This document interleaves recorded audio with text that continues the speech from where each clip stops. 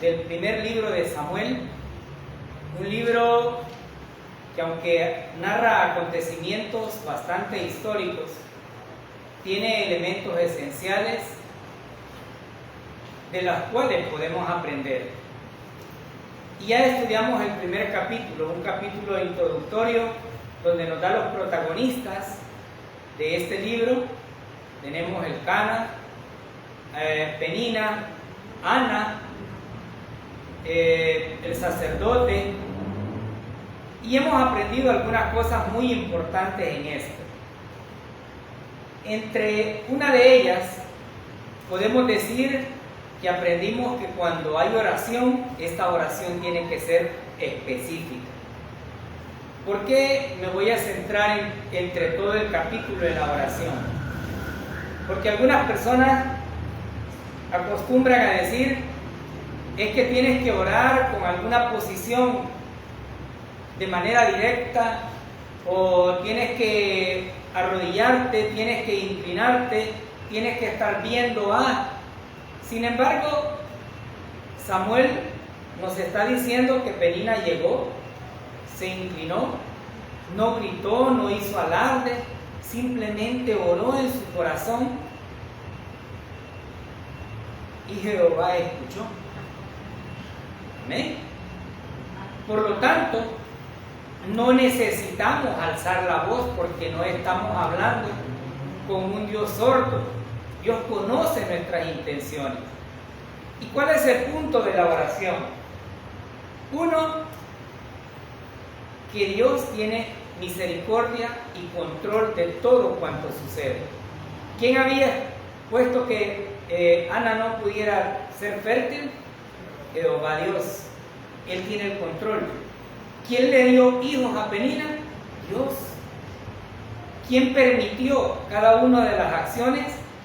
Fue Jehová Dios. ¿Por qué decimos esto? Porque algunas veces creemos que cuando algo va mal, esto que va mal, es porque Dios se apartó de nosotros. Pero la verdad no es así. Aquí vamos a ver el propósito de Dios cumplido en su totalidad. Aprendimos también que la familia de Elcana, sus hijos, sus 12 esposas, cumplían el sacrificio tal como Israel lo requería. Ellos fueron fieles a ese sacrificio. Sin embargo, la Biblia nos enfatiza muy claramente que Elcana amaba realmente a Ana. Y cuando nosotros vemos eso, podemos llenar de perspectiva nuestra mente y decir, ¿y entonces por qué había una segunda? Pero Dios tiene el control. Y se fue explicado que en ese contexto era permitido. Ahora, no con esto se aclaró, significa que en este tiempo podamos tener 2 o 3 o 4 mujeres. No. Decía alguien en las redes, y tener una es un problema, imagínense 2 o 3, pues ya sería más complicado. Con esa hora, con esa respuesta, con ese clamor en mente de Ana, vamos a llegar al capítulo número 2. Yo voy a invitar para que leamos el versículo 1 y 2 del primer libro de Samuel, capítulo 2. Y dice, y Ana oró y dijo, mi corazón se regocija en Jehová, mi poder se exalta en Jehová, mi boca se ensanchó sobre mis enemigos, por cuanto me alegré en tu salvación. No hay santo como Jehová, porque no hay ninguno fuera de ti, y no hay refugio como el Dios nuestro. El capítulo 2 inicia recordando lo que Ana oró. ¿Qué le pidió Ana realmente a Jehová Dios? Un hijo. ¿Verdad que no le dijo, dame un montón de hijos y que estos sean excelentes? No. Por eso decía al inicio, oró y le pidió un hijo. Pero había un propósito en cuanto a pedir un hijo. No le dijo, quiero un hijo para regocijarme yo. Quiero un hijo para que ya no me haga burla. Porque recordemos que la desanimaban, se entristecía, se angustiaba, porque aquella tenía hijos y Ana no podía. Y el propósito fue para dedicarlo a Jehová todos los días de su vida. Esto me recuerda cuando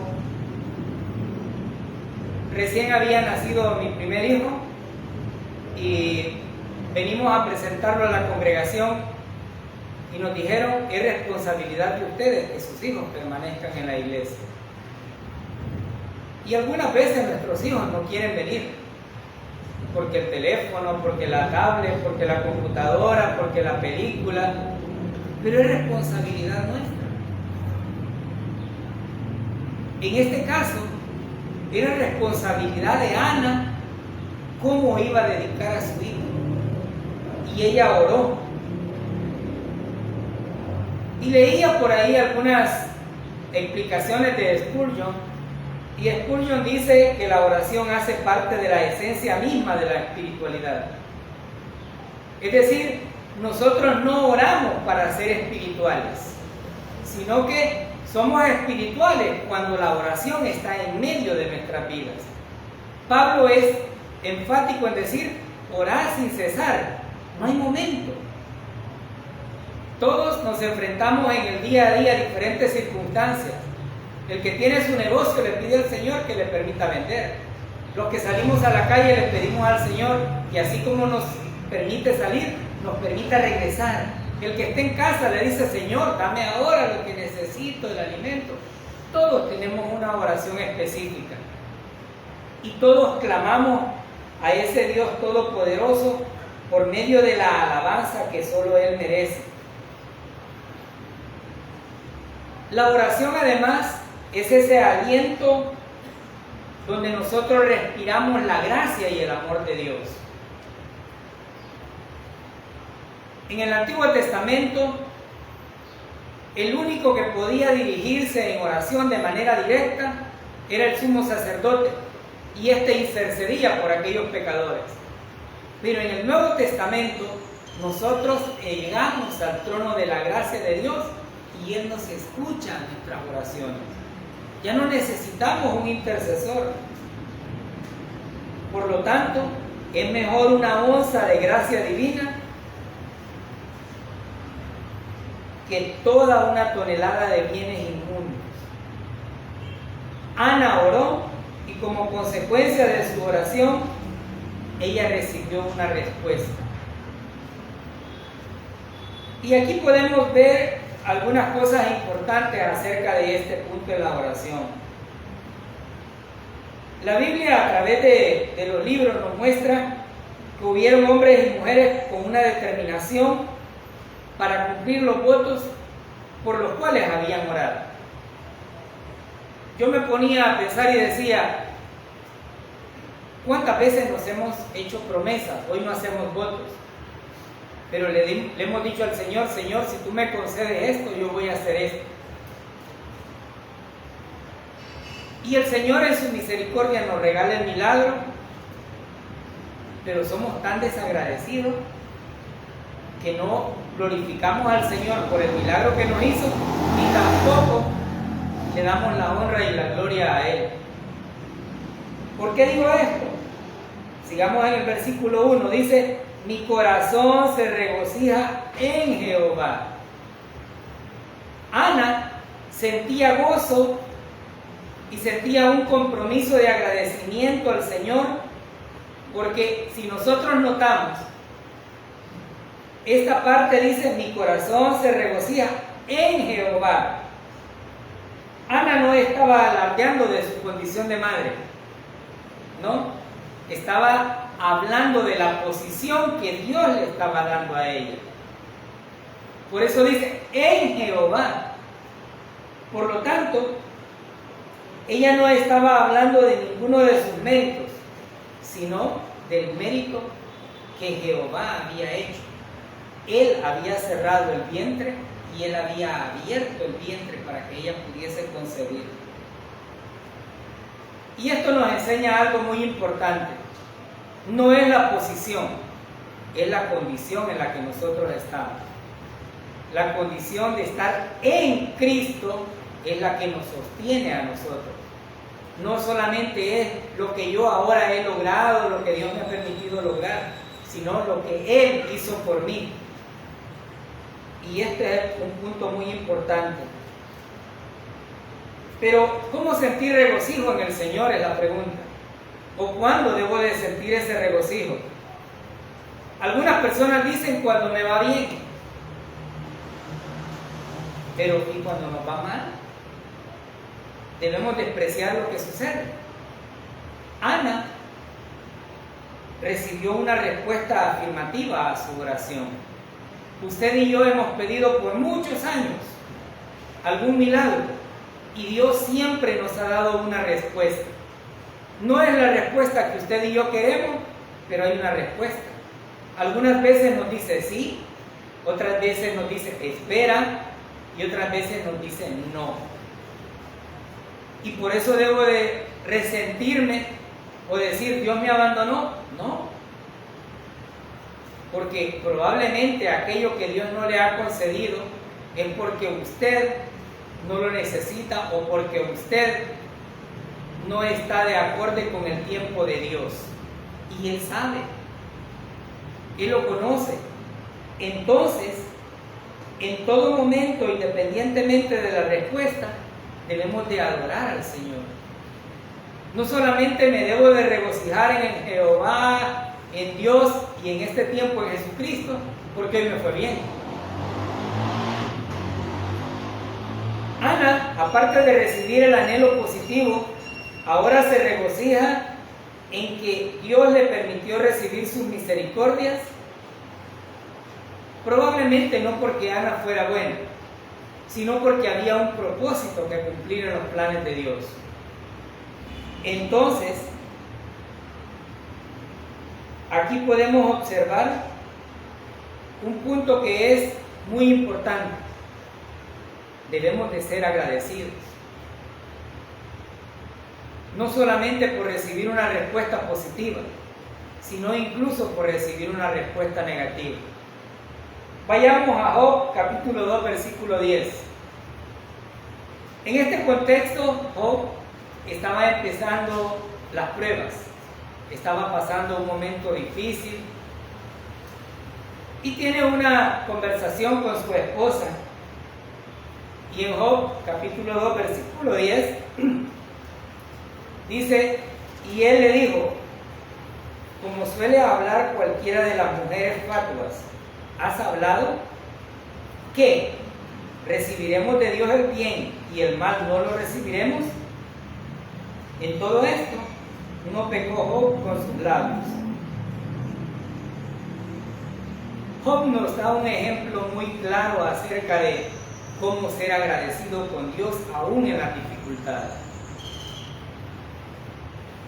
Él tenía esa acción, esa disposición de glorificar al Señor. Por lo tanto, él no pecó en ninguno de los momentos. Aquí Ana estaba angustiada, estaba desesperada, la sociedad la había despreciado porque era estéril. Pero su esperanza estaba puesta en Jehová.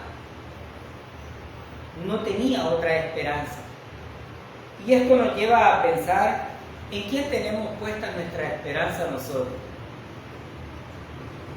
Algunas personas cuando se les pregunta dicen en Dios, pero al final su esperanza no está puesta en Dios, está puesta en las amistades, en poder, en su dinero, en su capacidad. Pero como creyentes, nosotros debemos de tener claro en quién ponemos nuestra esperanza. Porque estamos hablando de Jehová, Dios Todopoderoso, quien creó todo solamente con hablar. Y a Él es el único que debemos de ponerle nuestra mirada, no a los seres humanos. La Biblia nos dice, engañoso es el corazón. Y nos dice, maldito el hombre que confía en el otro hombre. Pero no, es que es mi amigo. No, su verdadero amigo es Jehová Dios, quien envió a su Hijo Jesucristo a morir por usted y por mí. Ana no solamente nos está mostrando el camino correcto, sino el mejor. Porque ella bien pudo haber dicho, mira papá y Cana, pues hagámosle a ver hasta que ya de verdad salga de niño. No, oró, clamó. Y la Biblia nos ha enseñado que el clamor de sus hijos siempre es escuchado. ¿Cuántas veces clamó Israel? Muchas veces. ¿Y Dios se hizo oído sordo? No. Algunas veces les dijo, en un momento, los voy a disciplinar para que aprendan, pero siempre estuvo presto al auxilio. Aquí Dios también nos está mostrando, a través de esta sierva, Ana, que Él hace obras perfectas de aquellas acciones que el hombre totalmente descalifica. Por lo tanto, podemos seguir con la idea bien clara que Dios tiene propósito en la vida de cada una de las personas. Si usted me hubiese preguntado hace 20 años, ¿usted algún día predicaría en la iglesia? Yo hubiese dicho, están locos. Pero Dios tenía propósitos. Y esos propósitos no tienen cambio. Usted se puede resistir a cualquier cambio del Señor, pero de alguna manera lo va a llevar a Él. Y si no, ¿qué le pasó a Jonás? No, y de todos modos lo va a terminar. Démosle. Me voy a vacilar a otro lado. No, papito, es que te mandé para acá. ¿O no fue así? Lo llevó y lo trajo hasta donde Él quería. Entonces, en este texto podemos ver que ella no se regocija en su fortaleza, en su capacidad de ser madre, sino en Jehová. Pero ahora, no solamente dice eso, sigamos en el versículo 1, mi poder se exalta en Jehová. Algunas veces la palabra poder lo podemos utilizar como aquella fuerza, aquella fortaleza de alguna persona o de algún ejército. Sin embargo, Ana está hablando de la fuerza que Dios le dio para poder sentir la alegría de lo que había sucedido. Y me llama mucho la atención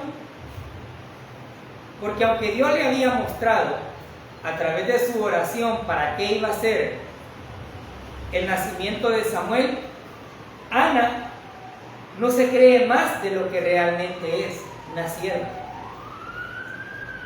Si no, no hubiese dado a su hijo. Por lo tanto, Ana está basada en la fortaleza de Jehová, que es el Dios de lo imposible.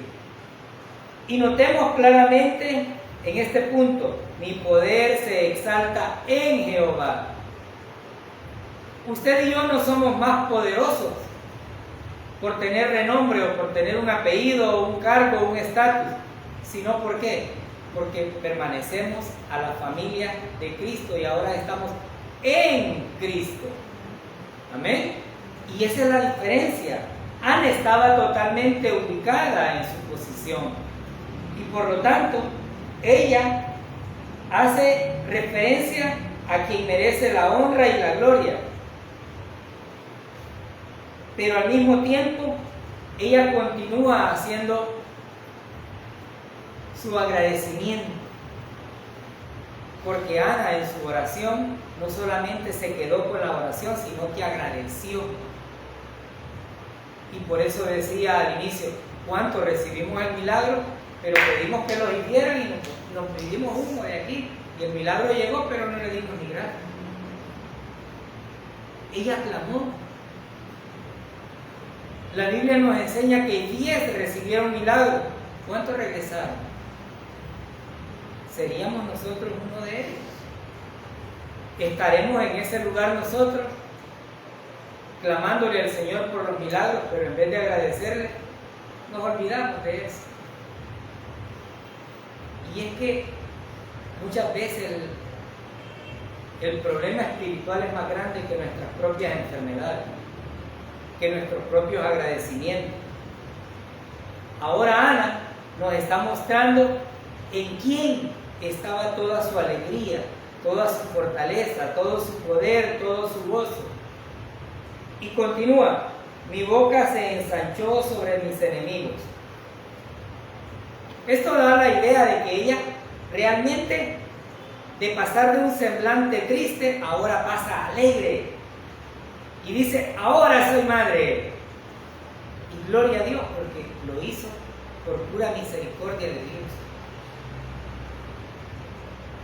Ella no solamente hace esto en función a su compañera Penina, sino que ahora ella se estaba regocijando en aquel que la había pasado de la estéril, la sufrida, la quebrantada, a aquella que ahora era exaltada por Jehová Dios. Ya decíamos, en el contexto en que sucedió, no tener un hijo era ser despreciado. No tener un hijo era prácticamente un problema. Pero la expresión que Ana nos muestra aquí es de alegría, y ella nos dice que se goza en la fortaleza del Señor.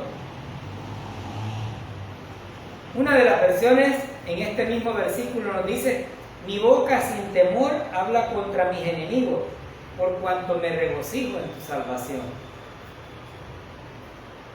Ana estaba alegre, estaba feliz, porque pasó, como decimos en El Salvador, de ser la despreciada a ser la privilegiada.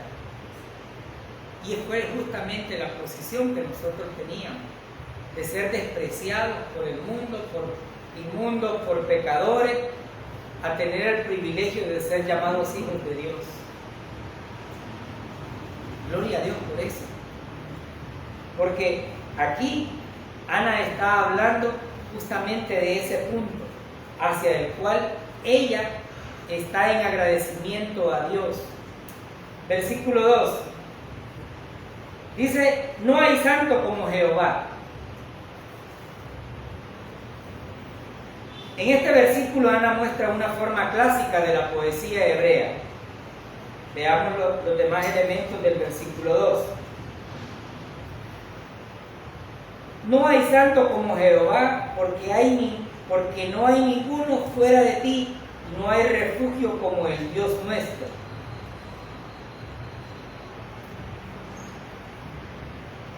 Ana llega a este punto hacia el cual ella llega como una conclusión de que su oración realmente no cayó en un saco roto, sino que por el contrario, ella dice de manera textual, no hay santo como Jehová. Y todo este versículo 2 nos habla sobre la poesía hebrea. En la poesía hebrea hay aspectos distintos acerca de la poesía latinoamericana. En la poesía latinoamericana resalta la rima y el uso de figuras literarias para destacar algo. En la poesía hebrea se destaca las ideas esenciales de lo que ella quiere decir. ¿Qué significa esto? Ella está hablando justamente de no hay santo como Jehová, porque hay ninguno fuera de ti, y no hay refugio como el Dios nuestro. Entonces, ella, más que exaltar una estructura literaria, está enfatizando la idea principal de quién es Dios Jehová. Y nosotros entendemos que no hay nadie como Él. Nosotros entendemos que solo Él merece la honra y la gloria, que no hay ningún otro refugio. Nosotros entendemos no solamente eso, sino que fuera de Él no hay nada. Y la Biblia nos lo dice de diferentes maneras. Apartados de mí, nada podéis hacer. Por lo tanto, aquí observamos esa estructura que nos hace justamente tener el énfasis claro de quién es Jehová. Es refugio, es poder, es fortaleza. No solamente eso, es el Dios de todo cuanto existe. Y ella realmente está manifestando su confianza en la soberanía de Dios y el agradecimiento por las bendiciones que había recibido. Porque de pasar de no tener nada, ahora pasó a tener. Porque antes leímos que el Cana la conoció y Dios concedió lo que había de hacer. Versículo 3. En el versículo 3, Ana hace un cambio de idea. Pero este cambio de idea destaca algo muy importante acerca de lo que a ella le había sucedido. Penina en todo momento se jactó, se enorgulleció de que ella sí tenía hijos y Ana nada. Y ahora dice, nos da una advertencia no solamente para ese tiempo, sino ahora para nosotros. Y por eso decíamos, hay aspectos que debemos de aprenderlos acerca de ellos. Versículo 3. No multipliquéis palabras de grandeza y altanería. Cesen las palabras arrogantes de vuestra boca, porque el Dios de todo saber es Jehová, y a Él toca pesar las acciones. Penina está diciendo aquí, el orgullo es malo. Algunas veces se nos habla tanto del orgullo y la Biblia nos exhorta a dejarlo, pero decimos, ¿y realmente qué es el orgullo? Un diccionario común dice que el orgullo es el exceso de estimación hacia uno mismo y hacia los propios méritos, por los cuales una persona se cree superior a los demás. Si esto lo aplicamos al caso de Ana y Penina, Penina se creía superior y ella se sentía dichosa, y de hecho lo era, porque no lo vamos a negar, tenía muchos hijos y la prosperidad de sus hijos era buena, pero tuvo muy alta estima de lo que ella tenía, porque despreció a quien no tenía.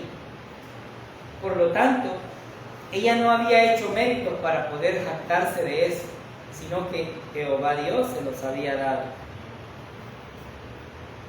Aquí el versículo nos dice, no multipliquéis palabras de grandeza y altanería.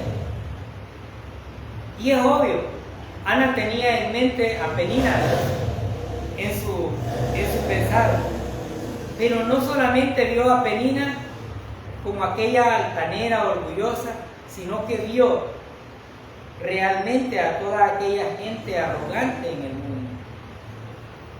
Porque aunque este libro fue escrito para los judíos, el orgullo no dejó de ser, incluso para nosotros.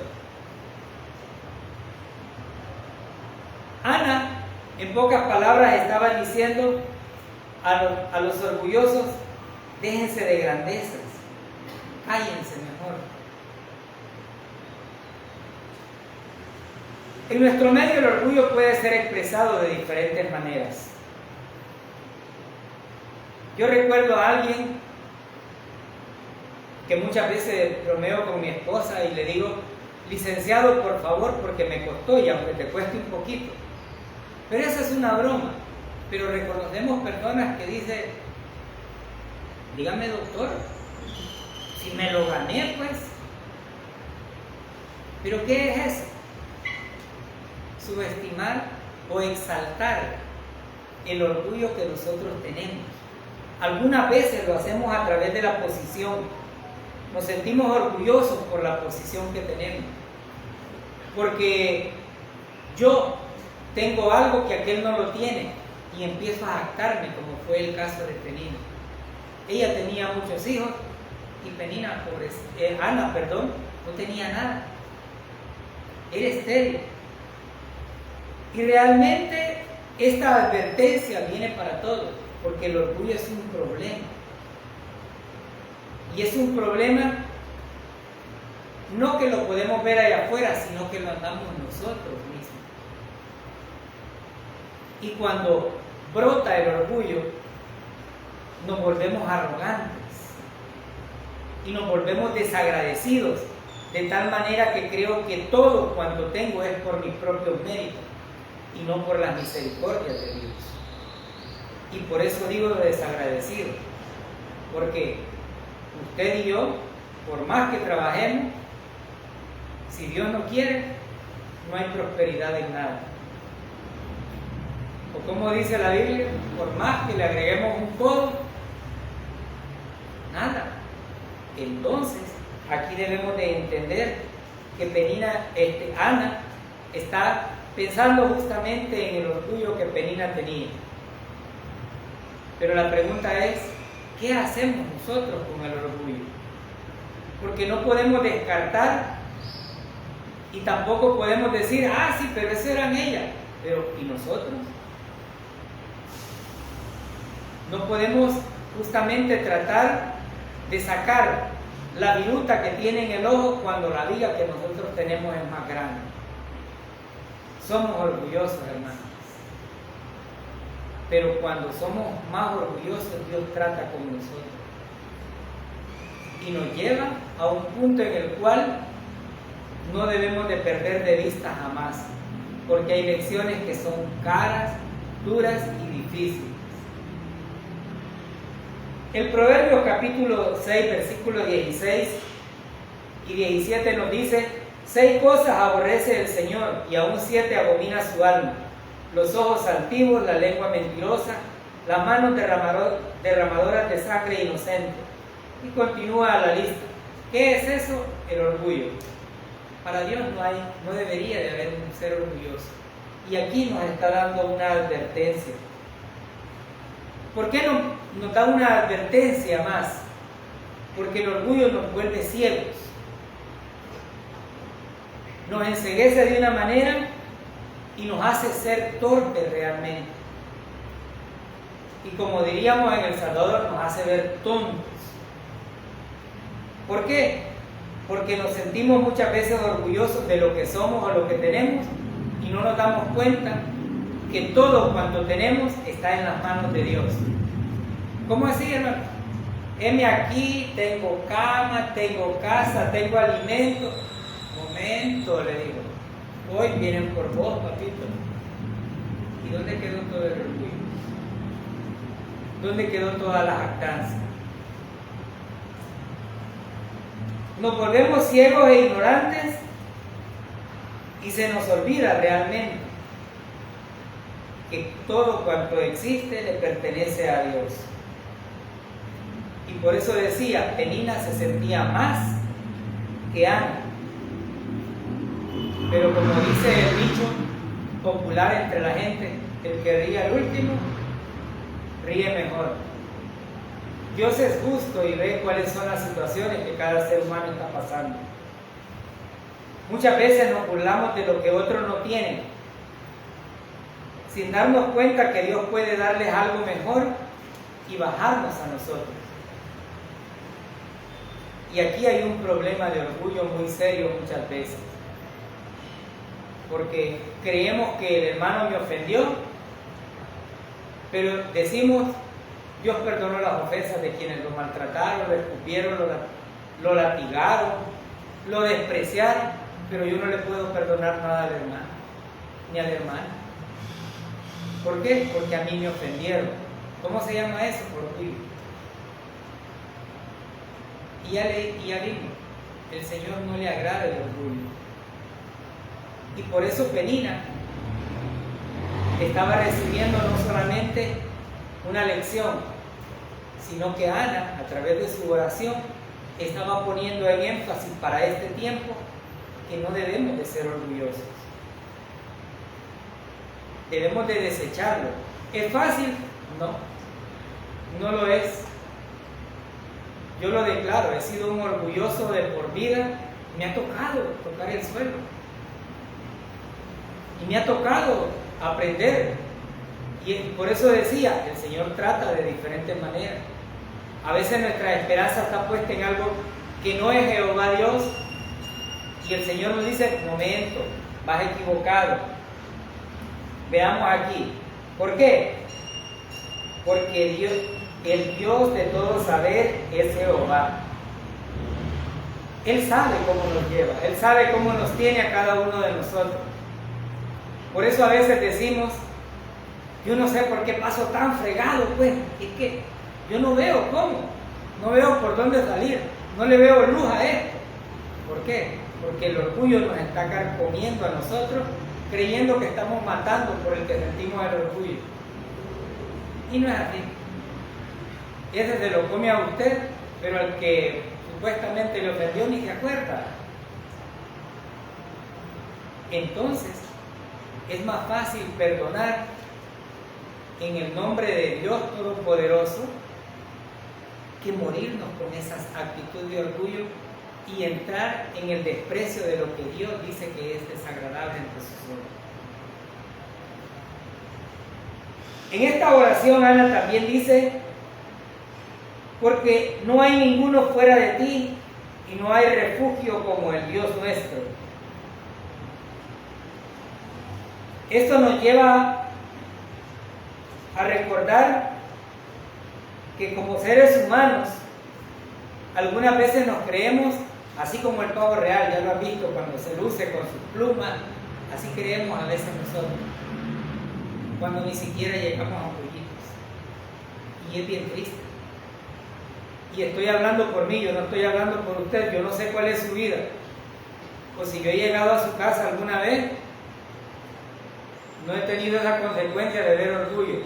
Estoy hablando por mí, porque la palabra me habla primero a mí. ¿Y qué es el hombre, hermano? Vayamos a 1 de Pedro, capítulo 1, versículo 24. 1 de Pedro, capítulo 1, versículo 24. Dice Pedro, porque toda carne es como hierba, y toda la gloria del hombre como la flor de la hierba. La hierba se seca y la flor se cae. Más claro el Señor no nos puede decir, como decimos en El Salvador, hoy somos y mañana no somos nada. El Señor utiliza a través de Pedro una analogía para que entendamos qué es la hierba. Usted ve en la mañana que la hierba amanece muy bonita, pero a media vez el sol empieza a hacer su efecto. El Señor nos está diciendo, dejen el orgullo. Ana tenía en mente a Penina, pero Ana sabe justamente en quién ha confiado. Y dice el versículo: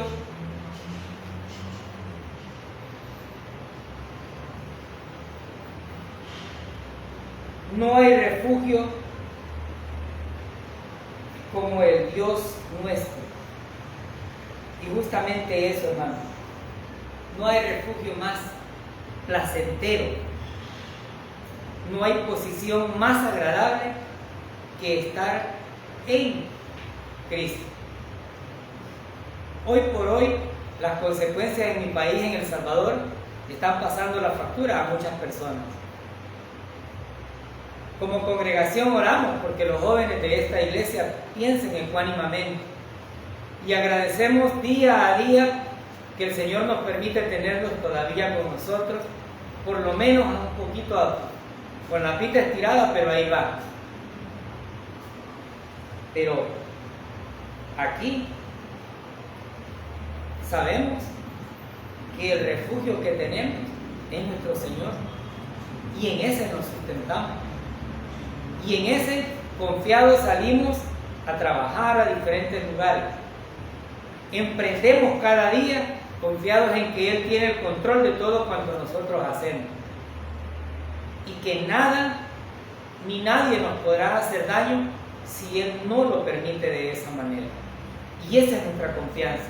Esa era la confianza que Ana tenía, que aunque estaba pasando una situación difícil, había un Dios todopoderoso al cual ella le estaba pidiendo. Y ese Dios no deja de dar una respuesta. Versículo del 4 al 8. Los arcos de los fuertes fueron quebrados y los débiles se ciñeron de poder. Los saciados se alquilaron por pan y los hambrientos dejaron de tener hambre. Hasta la estéril ha dado a luz 7 y la que tenía muchos hijos languidece. Jehová mata y Él da vida. Él hace descender al Seol y hace subir. Jehová empobrece y Él enriquece. Abate y enaltece. Él levanta del polvo al pobre y del muladar exalta al menesteroso. Ana no solamente hace la advertencia hacia el orgullo, sino que invita a ser humildes. Y es que la humildad es uno de los actos muy beneficiosos para nuestra vida. Aquí observamos en estos versículos donde dice: los arcos de los fuertes fueron quebrados. Algunas veces creemos que nuestra fortaleza está en lo físico, en lo económico, pero aquí justamente Ana nos está mostrando que no hay fortaleza que valga. Y ahora ella puede decir con mucha propiedad: y los débiles se ciñeron de poder. Era ella la débil, la quebrantada, pero ahora había un poder que la sostenía, el poder de Dios, y ese poder no ha cambiado. Es el mismo de ayer, de antier, de hace años, y todavía sigue en pie de la misma manera y con la misma fidelidad y la misma fortaleza.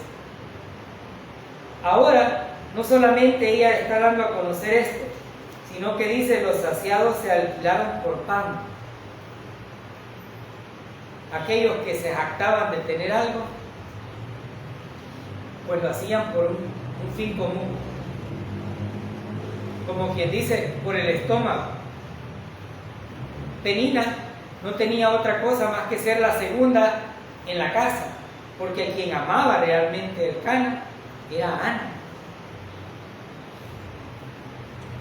Y aunque vemos a través de la historia la permisibilidad de lo que Jehová Dios hacía, siempre hubieron consecuencias con la segunda mujer.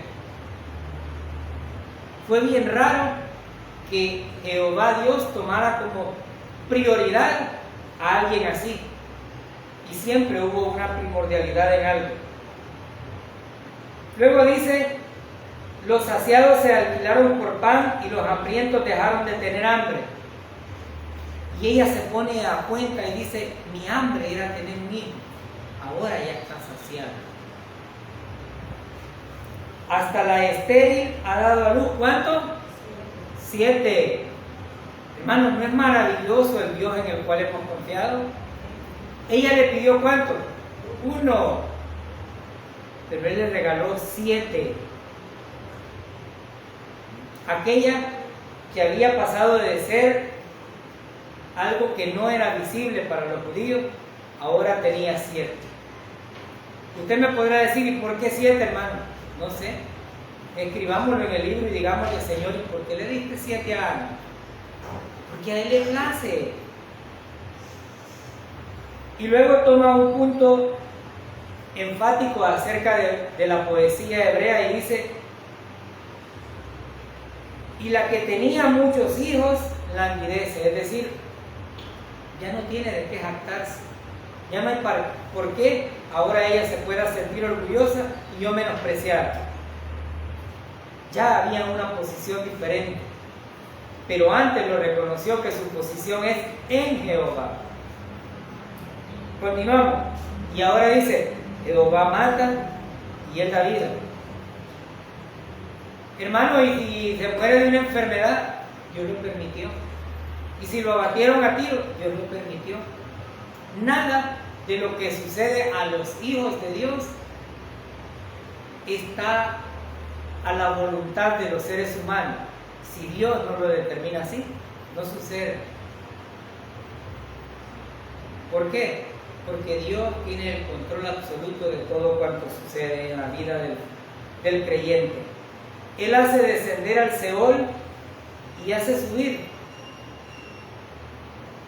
Cuando muchos de nosotros nos creemos más, es más fuerte el porrazo que damos en el suelo. Y el Señor nos dice, para nada, papito.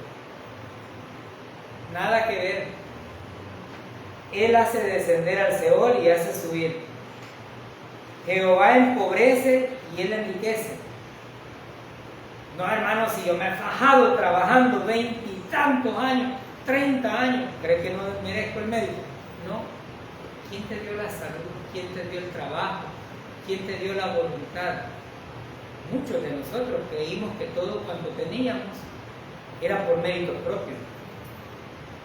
Pero aquí nosotros tenemos de tener claro eso. No son nuestros méritos.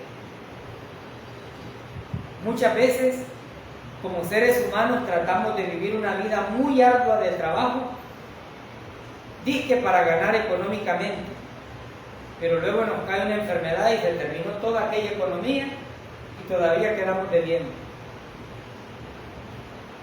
No tiene nada de sentido. Y yo comparto muchas veces la idea del hermano Bert, disfrutemos la vida, que esta hora es una. Muchas veces ya de los 40 y tantos para arriba, ya no se puede disfrutar de todo. Si usted tiene, hágalo, disfrútelo. No de lástima, creyendo que si guarda hoy, porque mañana va a tener que comer. Pero, ¿y si se muriera hoy en la noche? ¿Qué? Como dicen en Nicaragua, hasta las chinelas se va a poner Carmelo o Carmela, ¿no? ¿Sí? Imagínense, y trabajó tanto para cuidarla y aquel se la va a poner. No tiene mucho sentido. Jehová empobrece y enriquece, abate y enaltece. ¿Estaba abatida Ana? Sí. Pero ¿qué sucedió después? El Señor la levanta y ahora ya no es la despreciada. Ahora ya es la madre de un hijo que iba a dedicar a Jehová Dios Todopoderoso. Ella no solamente se estaba gozando en el hijo, sino que además iba a entregarlo. Y ya no iba a vivir con ella, sino que iba a servir al Señor. Y por eso dice, Él levanta del polvo al pobre. Y déjenme decirle que aquí no hay ninguna filosofía humana que pueda cambiar esto. Dios hace como Él quiere. Él es soberano. Y en su soberanía, Dios va manifestando qué es lo que Él determina para cada uno de sus hijos. Cuando nosotros estamos en algunas de las situaciones, ya sean estas altas o bajas, debemos ser como Ana, continuar confiando en lo que Dios ha hecho en nuestra vida. No somos perfectos, porque no lo somos, pero Él sí. No tenemos el poder para poder salir de los problemas, pero Él tiene el control. Él tiene la llave que abre la puerta de la felicidad a sus hijos. Pero no solamente eso, sino que cualquiera que sea la disposición de Dios, debemos ser agradecidos. Porque aquí hubo una respuesta positiva, pero si no fuese positivo lo que nosotros pedimos, seamos agradecidos con Dios. Démosle la honra y la gloria porque solo Él se la merece.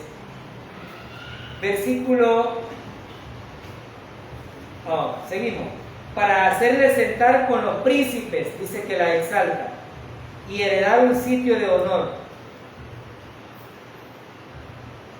Esta ilustración nos lleva a pensar en la enseñanza que nuestro Señor nos dio cuando estaban a la mesa y dijo: si te invitan, te convidan, no seas de los primeros, no sea que después venga alguien más importante y te quiten del lugar que tienes. Y por eso decía, Ana no se creyó más de lo que realmente era, una sierva. ¿Por qué? Porque estaba entregando a su Señor, su Hijo. Usted y yo no somos diferentes, somos siervos. Y si lo queremos en salvadoreño, somos choleros. Pero choleros por amor a Dios, porque entendemos que lo que Él hizo en la cruz es más que suficiente para cambiar todo el rumbo de nuestras vidas. Y por eso es que lo somos.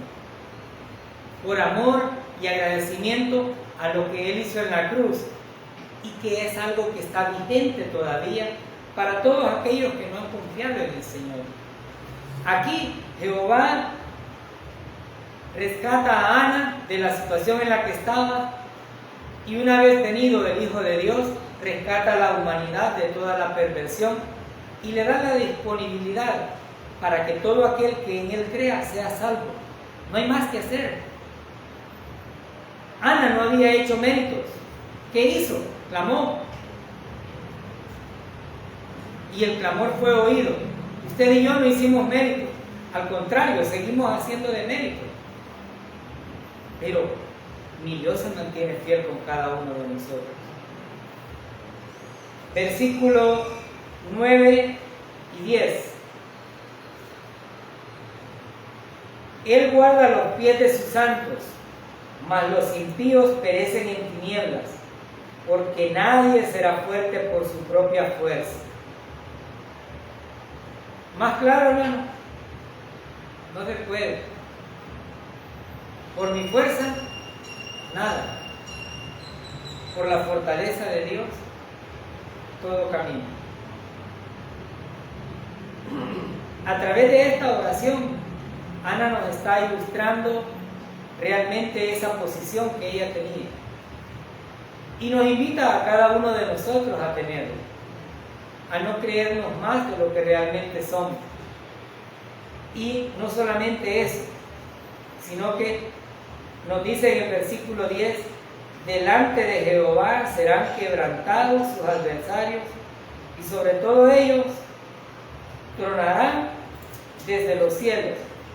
Jehová juzgará los confines de la tierra, dará poder a su rey y exaltará el poderío de su ungido. Si usted nota el énfasis hasta estos versículos, ninguno de ellos descansa en la humanidad, todos descansan en la soberanía de Dios, en el poder de Dios, en el poder de Yahvé. Ninguno descansa en esa fortaleza humana, todo realmente descansa en Él. Y este versículo número 10 nos dice: juzgará los confines de la tierra. ¿Tenía Ana claridad de lo que iba a suceder? ¿Sí? ¿Cómo sucedió esto? Por pura misericordia revelada a través del Santo Espíritu, para que aquí se menciona no solamente la justicia que Dios hará al final, sino que además dice: dará poder a su rey. ¿Los judíos tenían rey hasta esta altura? No había rey. Iban a tener un rey. El único rey que ellos deberían de haber tenido era Jehová Dios. Así como el único rey, señor y amo de nuestras vidas debe ser Él. Nadie más. Pero aquí habla de su ungido. Y algunos teólogos dicen que estaba hablando a futuro acerca de lo que el Mesías iba a hacer. Dejemos que Dios sea quien nos hable a través de su palabra, mostrándonos cómo va a suceder los elementos que continúan en este capítulo. Hasta aquí El libro de Samuel nos enseña cosas muy importantes. Uno, nuestra confianza debe estar puesta siempre en Jehová Dios. Dos, dejemos el orgullo para sanidad nuestra. Y tres, todo lo cuanto tenemos es por la misericordia de Dios. No somos nosotros. No es nuestro esfuerzo. Es la misericordia de Dios manifiesta en la vida de cada uno de nosotros. El que tenga oídos para oír, que oiga. Amadísimo Padre Celestial, gracias Señor.